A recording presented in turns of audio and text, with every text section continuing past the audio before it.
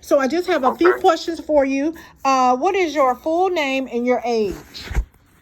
Landrum Antonio People, 44 years old. 44 years old. Okay, hold on 1 second. I just hold on 1 second, Mr. Peoples.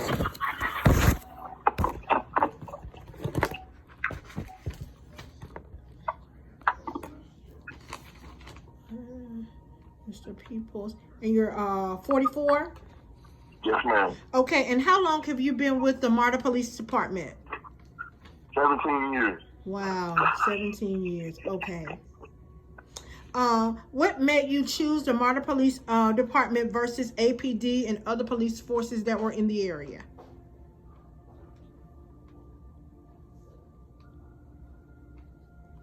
Mr. Peoples?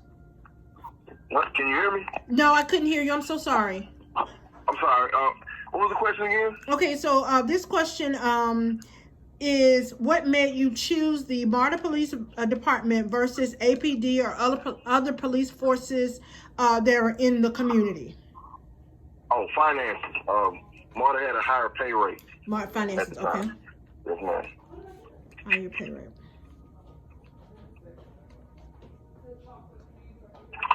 Okay, and it says, what portion of the law enforcement agency are you with? And let me just give you the choices really quickly. Okay. And then you can see or answer based off of that. Hold on 1 second. Okay, are you with traffic enforcement, crime prevention, narcotics, vice control, property and violent crimes and investigations, accident investigation, fingerprint processing or radio communications, death investigations, patrol, and peacekeeping or search and rescue? I guess peacekeeping. Peacekeeping, okay.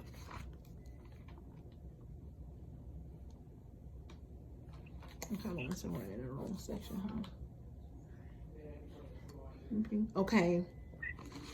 The next question is, have you ever had to walk the beat? And if so, does the area have a high crime rate? Yes. Okay. And what area? Do you mind mentioning that? The area, I've worked in Zone 1 of Atlanta. I pretty much worked everywhere. Oakland City area. Okay. Decatur, South DeKalb area. And out of those areas, would you say like Zone 1 had a higher crime rate, or would it be like? Definitely. Okay. All right. All right, Ms. Peoples. Okay, then my next question is, what are the most common crimes in the area that you police?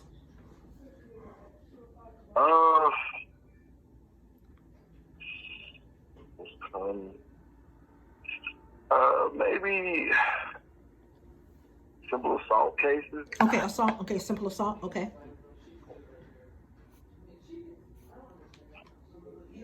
Okay. And then my next question is, have you ever had to do any private policing? And if so, what type of jobs do you normally take if you were to do private policing? Security-based jobs. Maybe bodyguard work. Working club details. Club detail. We call those EJs. They're called extra jobs. They're referred to as EJs. Okay. And you said maybe like movie details. Okay. Basically, do security for like the movie details. Okay. That's about it. Okay, and then I only have a few more. I think I have 3 more questions and we'll be done. And again, I really appreciate your time. Hold on 1 second. Let me get to the page. Okay. Okay. So this question is in regards to biometrics, and it's asking, do you ever use the biometrics as a way to catch criminals by way of using technology? And in the book, it has, let me just quickly read it to you so so that I'm clear about what I'm asking.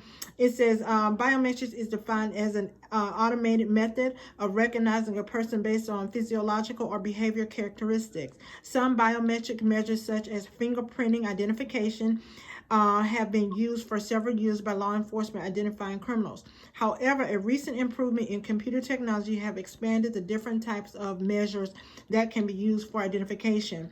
Also use identifying the individuals based on voice, retina, facial features, and handwriting. Do you guys use any of that technology in trying to catch criminals in your department?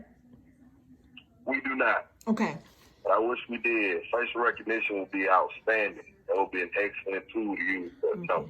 Do not, but would encourage. You said facial recognition. Yeah. Facial. Oh, that would be not good. Facial recognition.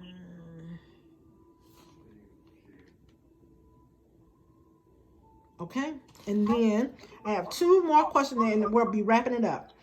The police force that you serve with, do you guys have a lot of problems as far as partnering? So you know how when you watch like Law and Order, or you watch like Chicago PD, or you watch like some type of St. Elmo's Fire, something like that, that gives you that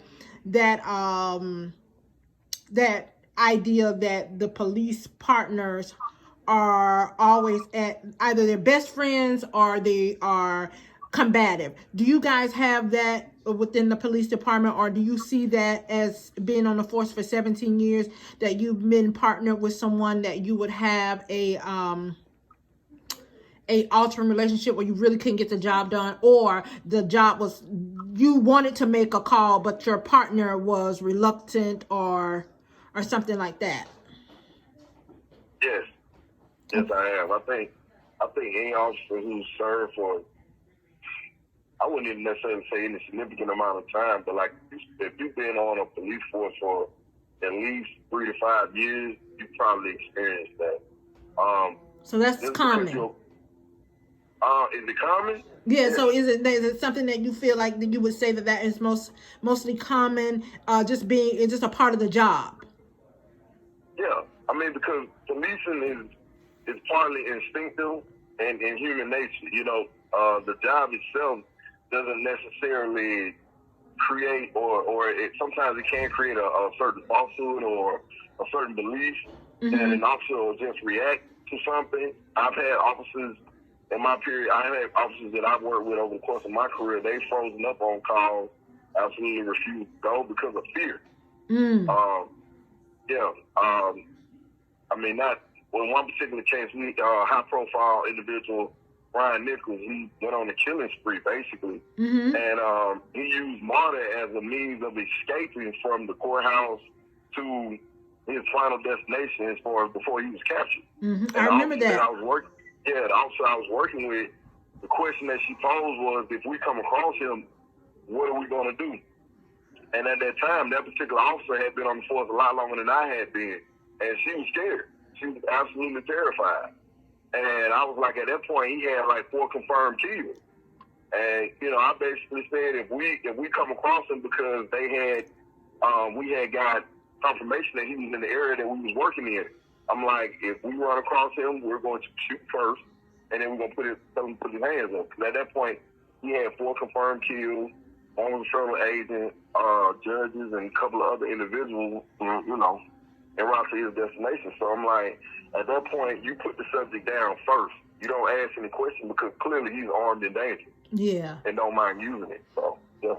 Okay. And, that's just one of many. I've had officers also that I've worked with after a serious call where, you know, guns were drawn, and, you know, those individuals were close to being shot and killed, resigned immediately thereafter. Wow. They tell you, going into this career field, you have to be willing to take a life. And, you know, a lot of people say they can do it. It's easier said than done, because there's a lot of factors that go into pulling that trigger and dealing with the consequences thereafter. You know, You're gonna have night sweats. You're gonna have like nightmares. You know, you have to go see a psychologist. You know, these are the factors and things that people have to deal with after they take a justified shoot. I'm talking about you were justified in your action. You know, you were left no other choice. In order to protect both yourself and the public, you had to take that individual's life.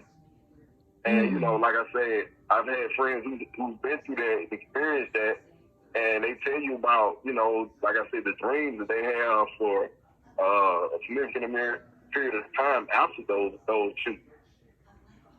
And then there's also a lawsuit. Anytime you shoot anybody, you're going to get sued, not by that individual per se, but by that individual's family.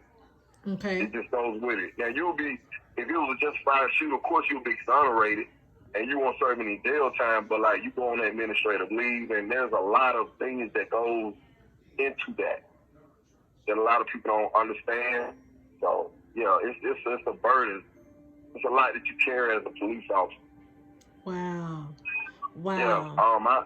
I mean, not to keep exactly going on, but one particular officer, he had a shoot in the Zone 1 area. It was justified. The individual still had the gun in his hand, running through crowds, you know, or whatnot. After he had shot someone, the officer shot him, and, you know, during an investigation, all your information is supposed to remain private, and his information was publicized by the department, in the state, and that officer and his family received death threats, and to the point where he had to actually leave the state and get out of the career field for fear, you know, his family receiving harm behind it. Wow, that's just, you wouldn't think all that would be going into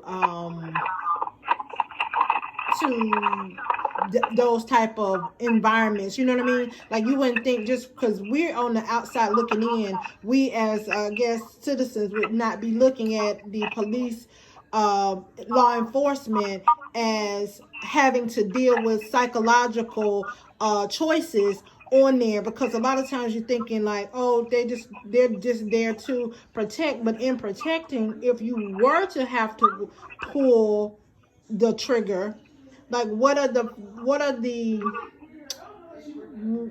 some of the psychological backlashes, I guess, of that do you guys have to face? Because the next question, which is the last one, is, have you ever had to discharge your weapon on a citizen for your own safety and protection? And if so, what type of psychological recourse did it have for you as the individual? And then that'll be the last question. Oh, that's right. I have not. I have come close in my career over the course of my 17 plus years at this point. I've come close to taking someone's life about 5 times. Wow. Okay. Yeah, the last one actually happened about a year and a half ago. Individual came through. He was fine, perfectly calm, and then I heard people screaming on the platform. So when I went down to the platform, the subject had taken off his shirt. He had a shovel and a hoe in his hand, and he was literally threatening people on the platform. Like, he just completely lost it. A lot of times in law enforcement, you get a lot of individuals that have mental health issues. And those issues are not dealt with because they don't have the finances, or they just absolutely refuse to just continue to take the medicine because of the other effects that goes on with it. But a lot of times, no individuals are not medicated. You know, they have these episodes, these psychotic breaks, and they, for whatever reason, find their way in a lot. Like, they're released from these hospitals or released from jail, and they immediately go into the transit system. So we're dealing with these people, these individuals who are not medicated. Mm-hmm. And a lot of times when you're dealing with like people who have issues like that, bipolar, schizophrenia, things like that, they're reacting. And if you're not trained or you haven't dealt with that before, it can quickly become a fatal situation. Mm-hmm. You know, so. Because I was working at a school not too far. I teach aesthetics. That's my full-time job. I teach skincare, and there's a school right by Lindbergh train station. And one night, it was a lady, just like what you're saying. She after she had been released from the hospital, because you could see her. She had a band on, a hospital band, and like not you know the little shirts they get from like the hospital, and she had some pants on, but she literally she was almost, I would say, out her mind. She was using the bathroom in a public setting, like in a public place where we would walk out to get to our cars. She was throwing up, spitting at us. It was just we didn't have any recourse, and we did end up calling the police, and the MARTA police did come, and they were saying that there was really nothing that they could do because she was not physically at the she had come from the MARTA, because we saw that she was in transit, but there was nothing they could do, so they went and called APD, the Atlanta Police Department.